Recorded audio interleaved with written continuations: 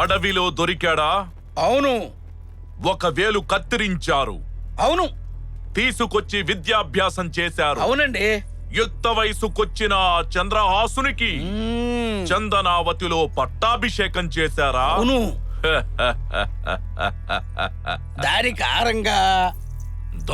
కారణంగా గుడ్డలో కప్ప ఇచ్చారు.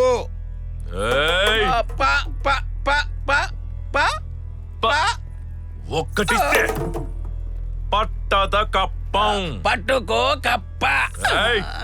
పట్టద కప్పం. పట్టుకో కప్ప. దీన్ని పట్టుకొని ఒక అరిసి ఇవ్వడానికే చెప్పారు. ఏంటి? ఆశీర్వాద్.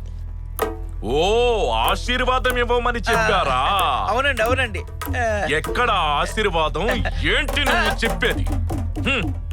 సంతోషంగా ఉంది. ఆ బిడ్డ కోసం మీరు అన్ని ఏర్పాట్లు చేసినందుకు. అవునండి. ఇదంతా వింటుంటే కడుపు నిండిపోయింది. కప్పం కానుకలు మా కోసమే కదా? వీటిని మన భాండాగారానికి పంపే ఏర్పాట్లు చేయండి. ఇక ఈ రోజు మనం కలిసి కూర్చుని బంతి భోజనం చేద్దాం. మీరేమంటారు? వద్దండి. భోంచేయడానికి సంకోచమేలా? సంకోచించడానికి ఇదేమన్నా మా ఇల్లా? అంటే మేము మా ఇంట్లో మాత్రమే సంకోచిస్తాం. ఎందుకో? మిగిలితే మా ఇంట్లోనే ఉంటుంది కదా. అలాగే రండి, మా ఇంట్లో కొంచెం భోంచేద్దురుగా. వద్దండి. ఈ రోజు మీరేనే కాదు, ఎవ్వరు చెప్పినా సరే ఈ పూట అన్నం తినటం వద్దు. వద్దు. తింటావా? మనకి రథం అండి, రథం. రథ? ఏ రథం? ఏకదోశ రథం. ఓ, వ్రతమా? అవును. ఏకాదశి వ్రతం. మా చంద్రప్ప అధికారంలోకి రాగానే ఈ విధంగా ఉండాలని ఒక పాలసీ ఇచ్చారండి. పాలించడానికి అని చెప్పారు. అది అనుసరించగలిగే లాంటి విషయం. అవునండి.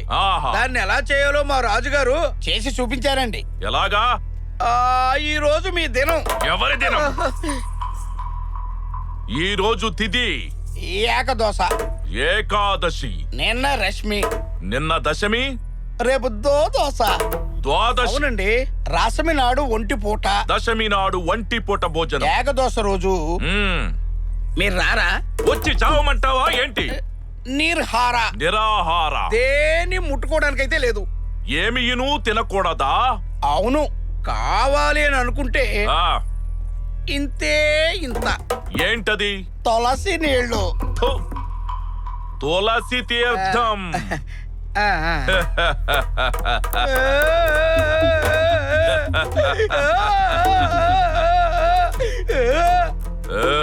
నవ్వుతున్నారు?